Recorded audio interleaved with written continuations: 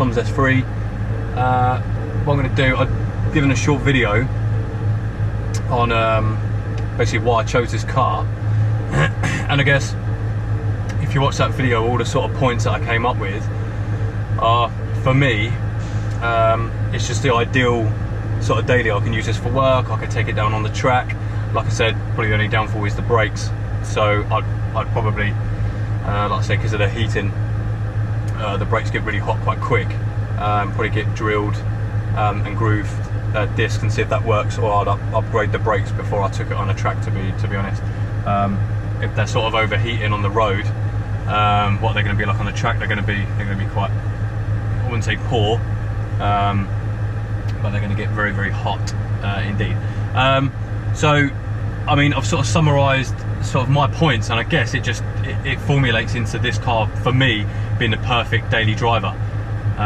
So what I'm going to do now is just take a short drive home, and you can sort of see me watch the sort of drive the car, and I'm just going to comment on its drivability as I drive up the road.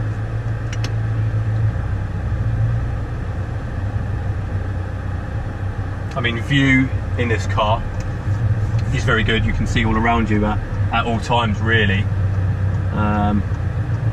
That's pretty good.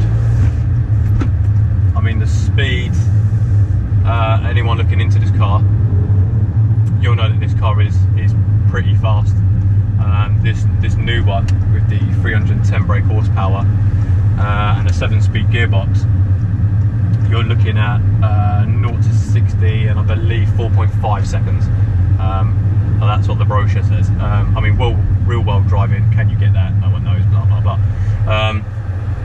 So I mean, it's quick, it's very, very good car, very agile, blah blah blah. So as I'm driving it now, you can probably gauge. I'm stuck behind a lorry at the moment, so engaging nothing. This is annoying. She parked in the middle of the road before.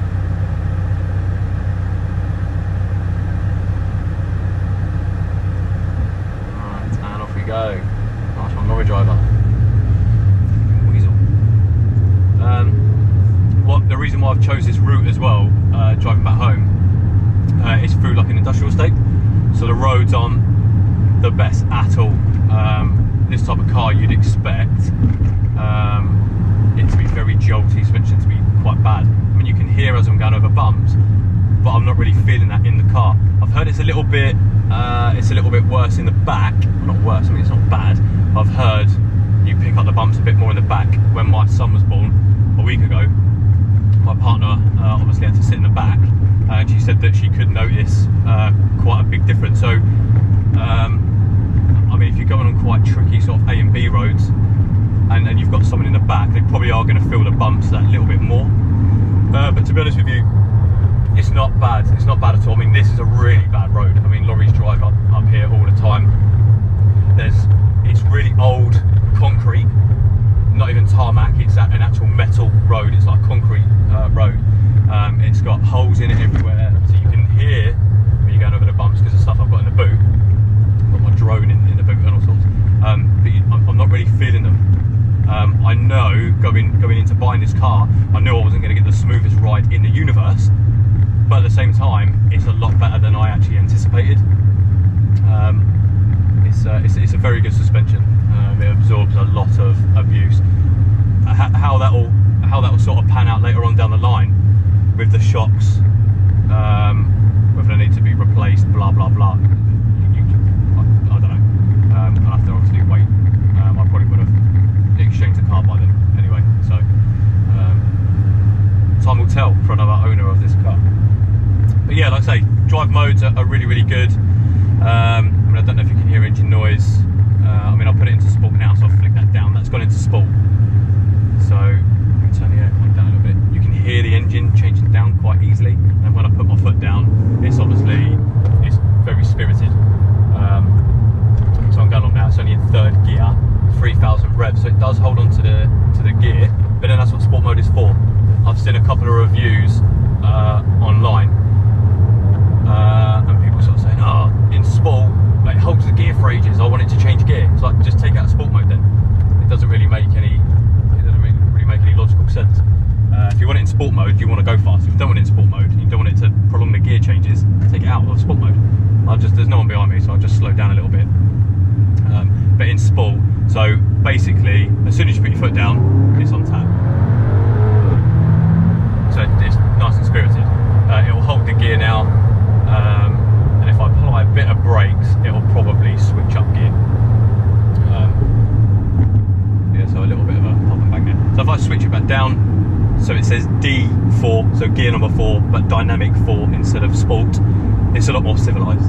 Still quick, but the power's not as on tap. To be honest, 310 brake horsepower is quite a bit for a car this size. But this car getting its power down is all down to the gearbox and the four-wheel drive system. This gearbox is extremely clever, really good. I've driven a Mercedes, I won't say which car, but I've driven a Mercedes similar to this car, and the gearbox, it wasn't as in tune as this one. It might just be me. I generally, when I've got it in sports mode and I'm using the paddles, when I change gear, it's instant. It's literally instantaneous. There's no lag in waiting for it or anything like that. And when I've got it in automatic, but sport mode, again, it sort of changes gear or changes down gear when I would. So whether the sport mode is just in tune with what I want, which probably it is, then that's great for me. But to be honest, I think this is a really good all-rounder. I use this for work. I use it to take my daughter to school, which I did this morning. She's comfortable in the back, so you've got all-round comfort and drivability, really. Any downfalls? Like I said, the brakes. Normal daily driving, the brakes are not going to be a problem. Don't get me wrong, I'm not saying you're approaching a roundabout, you press on the brakes and they burst into flames. I'm not saying that. It's just if you do a couple of spirited sprints, if you will, and you have to brake quite sharply, obviously the brakes are going to get hot anyway. That's the whole point. But they get a little bit too hot, and you can tell by you sort of get out of the car after a bit of a spirited run, and you can feel, even if you stand about a foot and a half away from the wheel, you can feel the heat off the brakes. Whereas, like I say, I had a new Astra VXR, you'd never feel any heat off of them brakes whatsoever. Obviously massive calipers and blah blah blah. Anything else with this car? To be honest, no. I mean, the driving position is good. I can always see the gauges. The steering wheel is really nice.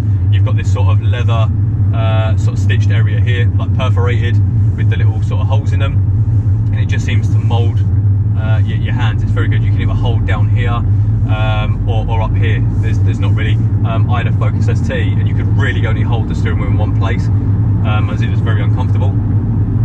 This is a more perforated area as well. They've covered a lot of the steering wheel. So yeah, really easy to get on with. Cruise control down here, nice and easy to use. You flick it towards you to engage it on whatever speed that you're doing. And if you want to turn it off, you flick it away from you. It's that simple. Or if you press the brake or whatever. It's just they thought about a lot of the positioning of the gadgets on this car. I mean, you've got the quick keys down here. I mean, I'm used to it now, so I can look at the screen and I can flick these little buttons and either use my navigation, phone, media or radio, and I can just use those quick keys, and it's really nice and easy. It's very good. I mean, options wise, you can get obviously a lot of options for the car. The ones I sort of thought that was paramount, the ones I got, were reversing camera.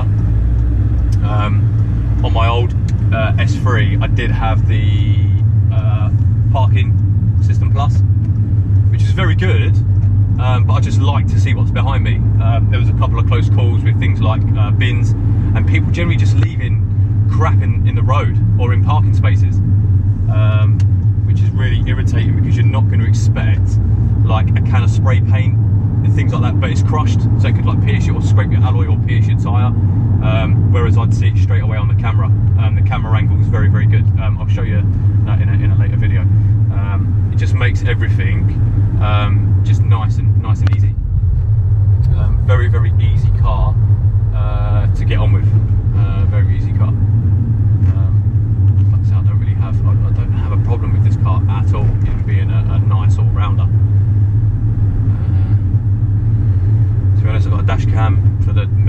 choices out there. That's about it, really. I mean, if there's anything you want to know particularly about the drive of the car, guys, just sort of feed it back in the comments and let me know. Yeah, lights are nice and bright, LED. Yeah, lights, so they're really nice and bright. They're very good. The indicators, I must say, are very good at the front and at the rear. They're all LED. They're really bright. You'll see that I've got a video on the channel called like S3 Intro, and I'll walk around the car and show you the indicators and bits and bobs. I mean, those who are just looking at the video, you're not going to be that bothered. But if you're interested in buying the car, it's little things like that which do make it's the little touches that matter. I think. And this car's got loads of nice little touches. Other options, I didn't get the tinted windows. I don't know why actually. That just never sprung in my mind until now. It's probably because I've got some sun blinds that go across for the kids.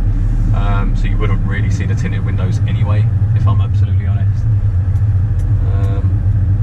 Other options, well, I forgot what I got now. Folding mirrors I got. I think that's just a must.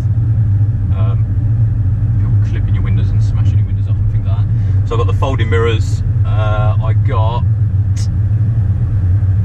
like I said, the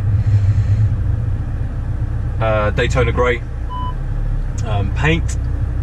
I got some LED lights as well, which the Audi dealer was nice enough to mention to me that not to get them fitted through Audi. So if any of you guys are ordering an S3 and you want to get any LED lights, i.e. the puddle lights that point down at the floor, don't get them fitted by Audi, because it costs about £100 just to fit them. I'll do a little video on it actually, guys. It's so easy, it's unreal. You literally just prise the light out, unplug it, plug the new one in, and Bob's your uncle, Fanny's your aunt, it's done. I had the 4 Audi rings, and in the front, that's where you get a standard. So you get puddle lights, the 4 Audi lights anyway, but I wanted it where it says Quattro, so I switched them up. 2 reasons. I just prefer it saying Quattro. It's nice and sort of neat writing. It looks nice. My personal preference.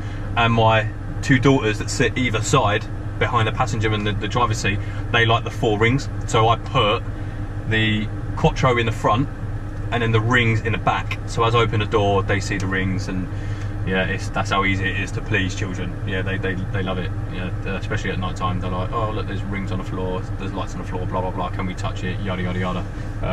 Which, hey, easily entertained. I mean, that's about it for the car. Like I said, I got the full leather, the rock grey, which looks nice with the paint that I got. Aluminium roof rails. That's another option that I've got. Just because, like I say, I've got 3 kids, so if the space in the boot doesn't quite cut it, I can use the roof box. Yeah, that's about it for the options on the car. If I think of anything else, I seem to have sort of drawn a blank. The main thing is the camera, but I'll do another video on the options on the car, and I can give you a bit of an update on that. But like I say, guys, if there's anything that you wanna know, just upload it in the comments. Space, me doing an 0 to 60 run, launch control, blah blah blah. I hope you sort of got a decent feed of me driving there and just explaining why this is a nice daily driver. Yeah, and if you've got any questions, feed them through. Alright guys, see you later.